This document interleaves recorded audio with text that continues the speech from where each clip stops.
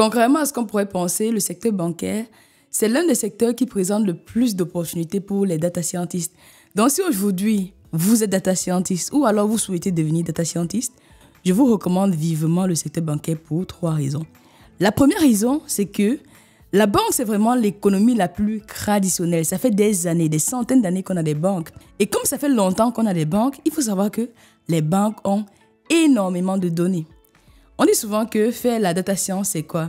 C'est avoir l'art de rendre les données d'une organisation utile en utilisant les mathématiques, les statistiques, le machine learning, la capacité à programmer, la compréhension d'un business et la bonne capacité à communiquer. Donc, qui parle de rendre les données utiles? Il faut déjà que la donnée soit disponible. Et je vous assure, dans les banques, ça fait des centaines d'années qu'elles existent. Vous avez des données. Donc, vous avez de quoi faire pour rendre ces données-là utiles. Il y a plusieurs use cases qu'on verra juste après. Mais de base, le secteur bancaire, c'est un secteur qui a beaucoup de données. Et au-delà du fait qu'il y a des données, il faut savoir qu'en termes de structuration, c'est l'un des secteurs qui est le plus structuré. Parce que quand on parle de données, il faut avoir une bonne gouvernance. Dans beaucoup de secteurs, la gouvernance n'est pas encore ça. Mais dans la banque, aujourd'hui, il y a énormément de choses qui sont faites pour avoir justement une bonne gouvernance de données. Et quand on parle de gouvernance de données, on voit bien qu'il y a des cas pratiques. On peut bien rendre ces données utiles. Donc, première raison, les banques sont structurées. Les banques ont énormément de données. Deuxième raison, le secteur bancaire, c'est l'un des secteurs qui rémunère le mieux les data scientists dans l'économie. Entre deux travails où vous avez exactement les mêmes niveaux d'apprentissage, on choisit bien évidemment le secteur qui rémunère le mieux. Pour vous donner un peu un ordre d'idée de la différence, par exemple, des personnes qui ont fait mon école d'ingénieur à moi à l'ENSAI, lorsque j'ai regardé l'enquête emploi de 2023, je me rends compte que dans le secteur bancaire, en médiane, les personnes gagnent 47 000 euros la médiane. Ça veut dire que 50% des personnes gagnent moins de 47 000 euros. 50% des personnes gagnent plus de 47 000 euros. Et j'en connais qui gagnent beaucoup plus que 50 000 euros dans le secteur bancaire en fixe. Et aussi, si vous comparez la banque à d'autres secteurs comme le conseil, vous voyez qu'en conseil, la médiane à l'ENSAI, c'est de 43 000 euros. Et dans des entreprises de services numériques, la médiane était à 42 000 euros. Donc, il y a pratiquement plus de 5 000 euros de différence, sans compter la partie variable qui est souvent plus importante en banque. Donc, deuxième raison, les banques payent souvent le mieux en général dans l'économie. Au-delà de la disponibilité des données et au-delà de la rémunération, l'une des raisons pour lesquelles moi personnellement j'aime beaucoup le secteur bancaire, c'est qu'il y a beaucoup de cas d'application. Franchement, il y a tellement de métiers que vous pouvez faire si vous rejoignez le monde bancaire. Et dans cette vidéo, je partagerai avec vous 8 métiers que je vous recommande si vous intégrez le secteur bancaire. Salut, moi c'est Natacha Njongwa, ingénieure data scientist depuis plus de 5 ans, principalement dans le secteur bancaire. Et ma mission, c'est de rendre le monde de la data accessible à toute la francophonie. Et sur cette chaîne YouTube, on redécouvre le monde de la data. Donc si vous êtes nouveau ou nouvelle sur la chaîne, n'hésitez pas, il y a 2 actions à faire pour avancer. Première chose, commencez par vous abonner parce que c'est comme ça que la chaîne YouTube, le Coin Stat, aura le plus d'impact possible. Mettez des gros pouces bleus parce que c'est grâce à ça que l'algorithme de YouTube va promouvoir davantage les vidéos de la chaîne. Donc, si vous avez réalisé les actions, c'est parti pour les 8 métiers que je vous recommande dans le monde bancaire en tant que data scientist. Let's go!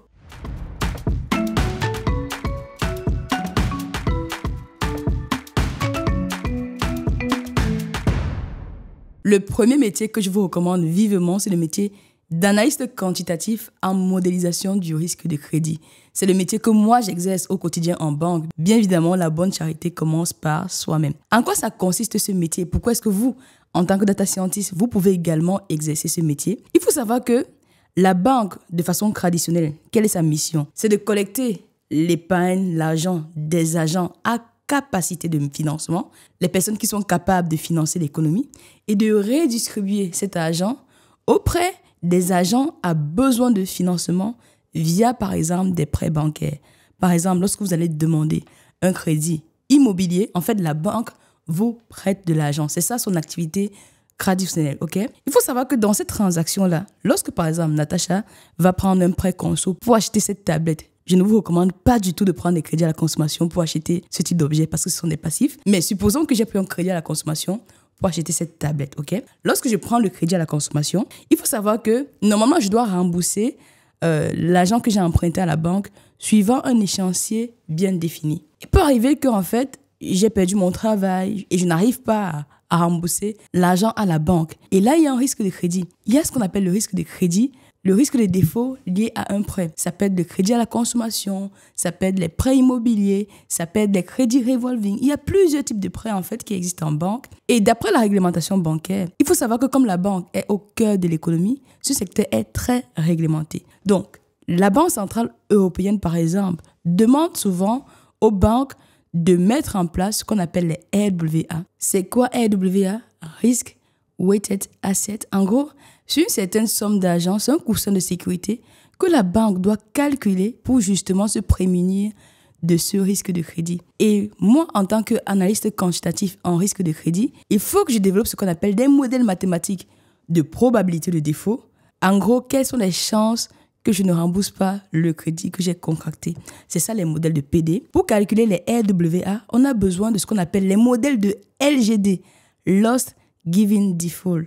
En gros, si j'ai pris une certaine somme d'argent à la banque, quel sera le montant de perte, la proportion de perte si je fais défaut? Par exemple, j'ai pris 1 000 euros et après peut-être 2 mois, je fais défaut, je dois encore rembourser 800 euros. La question que la banque se pose, c'est OK, parmi les 800 euros restants, quelle est la proportion qu'on risque de perdre?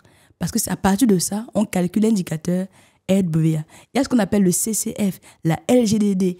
Il y a tellement d'indicateurs qu'on calcule, qu'on modélise comme ça, qui permettent finalement de calculer justement ce fameux RWA. Donc vous, en tant qu'analyste quantitatif en risque de crédit, on a besoin de vos compétences en data science parce que faire les modèles de PD, en général, probabilité de défaut, il faut souvent mettre en place la régression logistique et ça arrive aussi comme on utilise des modèles challenger comme les XGBoost, les Random Forest, les modèles à base d'app, tous les modèles de machine learning que vous connaissez, les banques utilisent cela. Dans les modèles de LGD, par exemple, on fait ce qu'on appelle le clustering, tout ce qui va être K-means, CAH, arbre de décision ou autre. Donc, vous voyez que littéralement, vous avez les compétences en statistique, vous avez les compétences en mathématiques, vous savez programmer en SAS, R, Python, vous pouvez bien faire ce métier. Ce qui va faire la différence avec d'autres métiers, c'est justement pour intégrer le monde bancaire, il faut comprendre la réglementation. Pour développer les modèles de PD, comme je parle, les modèles de LGD ou CCF, il y a ce qu'on appelle des guidelines qu'il faut suivre en fait pour s'assurer que la banque est conforme aux exigences de la BCE en général. Il faut savoir que, par exemple, pour faire un modèle de probabilité de défaut, il faut avoir minimum 5 ans d'historique. Il faut se rassurer, par exemple, de bien s'assurer de la représentativité des données. Il faut s'assurer qu'on a bien défini la notion de défaut. Et tout ça, les textes réglementaires vous donnent exactement ce qu'il faut prendre en compte. Donc, aujourd'hui, vous avez les compétences en stats, en machine learning, en programmation. Ajoutez à ces compétences-là la compréhension de la réglementation bancaire. Et au-delà de la partie baloise, on parle souvent de la partie baloise, des modèles de PD, LGD, CCF et autres. Il y a aussi ce qu'on appelle IFRS 9. Dans la banque, avec les LWA, ce sont les fonds propres. IFRS 9, c'est ce qu'on appelle les provisions. Pour suivre l'activité au quotidien, la banque doit déterminer des provisions. Et dans le contexte IFRS 9, on a souvent tendance à utiliser des séries temporelles pour justement voir l'impact des variables macroéconomiques comme le PIB, le chômage, impactent les paramètres dont je parlais, la PD, probabilité de défaut, LGD ou le CCF. Je ne vais pas m'étendre sur les sujets juste pour vous montrer qu'il y a beaucoup de use cases de data science. Seulement dans la partie risque de crédit, il y a les paramètres balois, tout ce qui va être machine learning classique, les paramètres suivants, IFRS 9, tout ce qui va être série temporelle. Il y a ce qu'on appelle les stress tests. Les banques doivent mettre en place régulièrement des exercices de stress testing. Qu'est-ce que c'est en gros? On doit mettre la banque sous des conditions de stress extrêmes. Par exemple, on suppose que le PIB sera tellement faible. On se demande, est-ce que la banque va résister? Ce sont les stress testing. Vous comprenez les séries temporelles, vous pouvez faire ce type de travail-là. Donc, premier métier, analyste quantitatif en risque de crédit. Le deuxième métier que vous pouvez également exercer en banque avec vos compétences en data science, c'est tout ce qui va être ingénieur en validation de modèles quantitatifs. Qu'est-ce que c'est? Je vous ai dit dans la partie analyste quantitatif en modélisation du risque de crédit, on développe des modèles balois, IFRS, stress test et autres. Il faut savoir que comme la banque, c'est une activité qui est très risquée, lorsqu'on développe les modèles, il y a une équipe qui est chargée de se rassurer que ces modèles sont pertinents d'un point de vue statistique. Ces modèles sont également pertinents d'un point de vue réglementation, en gros, est-ce que quand on a modélisé, lorsqu'on a mis en place les modèles mathématiques de machine learning pour pouvoir déterminer l'ensemble des paramètres PD, Edge, DCCF, est-ce que les entités modélisatrices ont bien respecté la réglementation? Est-ce qu'il y a des risques qui n'ont pas été couverts par le modèle? Est-ce que d'un point de vue purement scientifique, mathématique, statistique, le modèle, il est cohérent? Est-ce qu'on peut l'auditer en fait? Voilà ce que les ingénieurs en validation de modèles vont souvent faire. Ils ou elles vont reprendre en fait l'ensemble des travaux d'un modélisateur. Ils vont faire ce qu'on appelle la revue. Donc, lorsque vous allez travailler dans des entités validatrices, entre guillemets, vous n'allez pas forcément toujours développer le modèle de A à Z, mais vous pouvez déjà observer ce qui a été modélisé. L'avantage de travailler dans ce type d'entité, c'est que vous faites plusieurs missions en fait. Vous faites plusieurs missions, donc vous pouvez avoir une vision transverse sur les activités de la banque.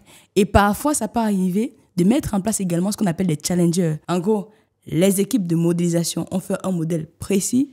Vous également, vous développez un autre modèle pour voir si on ne pouvait pas faire mieux que ce que les entités modélisatrices ont réalisé. Il y a aussi ce qu'on appelle les exercices de backtesting qu'il faut mettre en place. Vous voyez que tout ça nécessite des compréhensions en mathématiques, statistiques, machine learning, programmation, parce que pour lire le code d'une autre personne, il faut que vous sachiez programmer vous-même. Pour pouvoir développer des challengers, il faut que vous sachiez programmer. Et aujourd'hui, franchement, j'observe que ce sont les métiers qui sont souvent en tension. Il y a tellement de demandes. Beaucoup de personnes me disent souvent le métier de la data science est bouché, il n'y a pas la place pour les débutants et autres. Mais moi, j'observe autour de moi, la plupart des banques que j'ai fait, que ce soit en France ou à l'étranger, recherchent énormément de personnes qui ont mon profil et n'arrivent pas à trouver parce que c'est très rare, c'est très niché et beaucoup de personnes ne connaissent pas et ne s'intéressent pas forcément à ce domaine alors qu'il y a énormément de choses à faire dans ce domaine. Donc, deuxième métier, ingénieur en validation de modèles. Le troisième métier que vous pouvez également exercer en banque, c'est tout ce qui va être lié à l'inspection générale. Donc, vous pouvez devenir inspecteur, inspectrice pour l'audit quantitatif. C'est quoi la différence avec l'équipe de validation qui valide déjà les modèles? Il y a une troisième ligne de défense. Ça également, c'est d'un point de vue réglementaire. Il y a la première ligne de défense qui va développer le modèle, la deuxième ligne de défense qui va valider, la troisième ligne de défense qu'on appelle souvent l'inspection générale qui va encore apporter une couche de validation. Donc vous également. Et qu'est-ce que l'inspection va faire?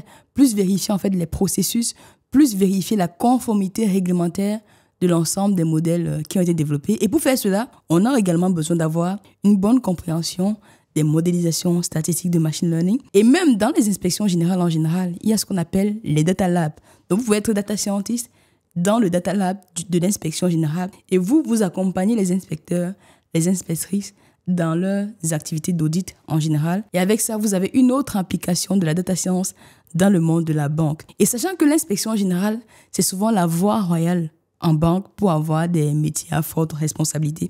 C'est souvent un métier qui est très challengeant. Vous êtes souvent amené parfois à beaucoup voyager parce que vous allez voir les entités des banques dans plusieurs pays. Vraiment, c'est dans la banque dans son ensemble. Et grâce à cette vision globale-là, beaucoup d'inspecteurs ou d'inspectrices, à la fin du parcours qui dure 6 ans, quand vous faites la voie de l'inspection générale, peuvent occuper des fonctions de direction, de management dans les grands groupes bancaires. Donc, troisième métier que vous pouvez réaliser en banque, inspectrice d'audit quantitatif. Les métiers d'ingénieur en validation de modèles quantitatifs ou alors d'inspecteur, d'inspectrice sont un peu moins techniques que les métiers de modélisateur ou de modélisatrice. Donc, si c'est la partie modélisation qui vous intéresse, il y a d'autres aspects que vous pouvez modéliser en banque. Dans le quatrième métier que je vous recommande, là, vous allez vraiment modéliser, c'est tout ce qui va être analyste quantitatif en ALM, Asset Liability Management. Ça, c'est très important en banque. En quoi ça consiste?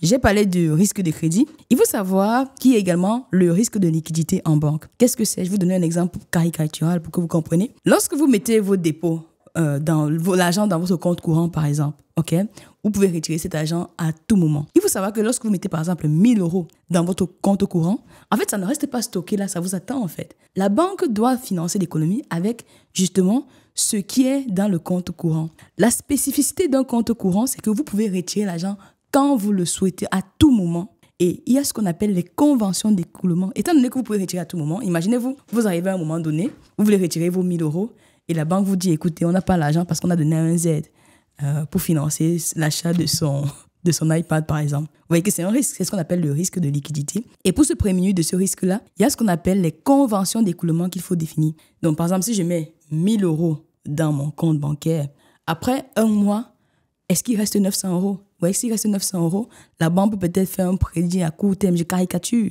de 900 euros, entre guillemets, que vous remboursez après un mois, vous voyez. Est-ce qu'après un an, il reste que 100 euros? Ça veut dire que la banque pourra faire des prêts à cet horizon-là grâce à cet écoulement. Donc, on veut savoir, en fait, lorsque je mets 1000 euros dans un compte bancaire ou bien 1 euro dans le compte bancaire, quelle est la conversion d'écoulement? Après un mois, combien est-ce qu'il va rester? Est-ce qu'il reste 80 centimes? Après 2 mois, est-ce qu'il reste 70 centimes? Après 3 mois, est-ce qu'il reste 60 centimes? Et là, il y a beaucoup de séries temporelles qu'il faut souvent utiliser pour justement développer ce type de modélisation-là. Et voilà ce que les personnes en ALM vont développer, par exemple, des conventions d'écoulement. Donc, si les problématiques de risque de liquidité vous intéressent, vous pouvez littéralement travailler en tant qu'analyste quantitatif en ALM. Lorsque vous êtes analyste quantitatif en ALM, vous pouvez utiliser vos compétences en data science, en analyse de données, pour évaluer le risque lié à l'équilibre entre l'actif et le passif de la banque. Tous les métiers que j'ai listés jusqu'ici, tout ce qui va être analyste quantitatif, risque de crédit, ingénieur en validation de modèles, inspecteur, inspectrice ou encore analyste quantitatif en ALM sont souvent des métiers réglementaires. Si vous voulez avoir plus de latitude dans vos travaux de modélisation, le 5e métier que je vous recommande, c'est tout ce qui va être lié à la connaissance client. Donc, au lieu de travailler dans les directions de risque, vous pouvez travailler par exemple dans les directions marketing. Développer par exemple ce qu'on appelle les scores d'octroi. Lorsque les banques veulent accorder des crédits, il y a ce qu'on appelle les scores d'octroi. Aux États-Unis, c'est très développé. Vous avez souvent votre note. Il ne faut pas que la note baisse parce que quand ça baisse, la banque ne vous accorde pas le crédit. Donc, en tant que data scientist, avec vos compétences analytiques, vous pouvez utiliser les modèles de machine learning pour justement développer ce qu'on appelle les scores d'octroi, par exemple. Il y a aussi la détection des moments de vie. Les data scientists peuvent intervenir, faire ce qu'on appelle les scores d'appétence. Pourquoi? Il y a les moments clés de la vie des clients où la banque peut avoir de nouveaux clients. Par exemple, quand vous devenez étudiant, vous allez vous rendre compte qu'il y a beaucoup de banques dans des écoles d'ingénieurs, dans des universités, parce qu'on sait que c'est un moment clé, en fait, parce que beaucoup de personnes ouvrent leur compte bancaire quand ils arrivent à l'université. Et quand on ouvre un compte bancaire, c'est difficile de fermer plus tard. Et c'est un moment essentiel, justement, pour pouvoir faire du marketing sur des produits de la banque. Il y a tout ce qui va être mariage, vous voyez. Il faut que les banques aient, par exemple, en interne, les modèles de machine learning qui vont permettre de détecter pour tous les clients de la banque quels sont les moments clés et en fonction de ces moments clés, proposer l'offre marketing adaptée. Vous pouvez travailler sur des scores d'appétence. En gros, quel client sera intéressé par quelle offre. Vous pouvez travailler par exemple sur ce qu'on appelle le churn. C'est vrai que le churn, il est un peu particulier en banque. C'est quoi le churn? C'est Natacha a un compte bancaire par exemple. Je dis n'importe quoi chez Société Générale. Est-ce que Natacha va aller à la concurrence, par exemple, chez BNP ou Crédit Agricole? Donc, la Société Générale doit mettre en place un modèle de machine learning qui doit détecter si je dois aller à la concurrence. C'est le churn. Et en fonction de ça, on doit mettre en place des actions marketing pour justement éviter le départ de la clientèle. Donc, vous voyez que dans la direction marketing seulement, il y a tellement de use cases. Donc, 5e métier, travailler dans la direction marketing spécifiquement sur tout ce qui va être connaissance client. Le 6e métier que vous pouvez réaliser en banque, c'est être data scientist dans les directions de lutte anti-blanchiment et détection de la fraude. En fait, ça, c'est une problématique qui est capitale, fondamentale en banque, en fait. Comment est-ce qu'on lutte contre le blanchiment d'argent? Vous pouvez développer des modèles de machine learning qui aident les banques à faire cela. La détection de la fraude, en fait, les transactions frauduleuses sur les comptes bancaires, comment est-ce qu'on arrive à les détecter? Et encore à ce niveau, vous pouvez vraiment appliquer les techniques de data science pour aider la banque à prévenir les activités frauduleuses parce que tous les jours, on fait des transactions bancaires, les cartes bancaires, les achats en ligne. Il y a tellement, même le risque de cybersécurité en banque, il est également énorme. Vous pouvez également accompagner sur ce type de problématique. Le 7e métier que vous pouvez réaliser, c'est data scientist dans des directions de risque de marché. Dans cette direction, vous allez accompagner les banques dans tout ce qui va être évaluation, prédiction du risque de marché pour justement optimiser les stratégies d'investissement. Et la banque est vraiment exposée à ce risque-là. Il y a énormément de choses à faire. Donc, 7e métier, data scientist dans les directions de risque de marché. Et pour terminer, le 8e métier que vous pouvez réaliser, c'est tout ce qui va être data scientist dans des data labs. Au sein des banques, il y a des équipes qui sont un peu comme des cabinets de conseil en interne. En gros, vous n'avez pas une tâche précise. Par exemple, nous, en risque de crédit, on sait qu'on va mettre en place des modèles de PD, LGD, CCF pour le Balois, l'IFRS 9, faire du stress testing, faire du backtesting, faire de l'ongoing monitoring ou autre. On sait qu'on va faire tout ça. C'est défini. Alors que quand vous travaillez dans une équipe consulting, Plusieurs entités peuvent vous contacter, vous proposer des problématiques spécifiques et vous répondez à ces use cases-là. Ça peut être dans des data labs ou encore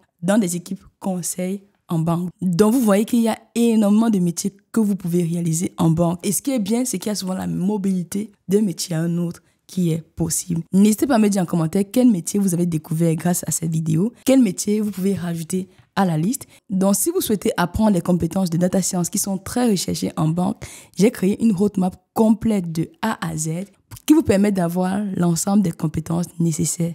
La roadmap, c'est juste ici. Allez regarder la vidéo et nous, on se dit à très bientôt pour une prochaine vidéo. Prenez bien soin de vous et à bientôt. Bye.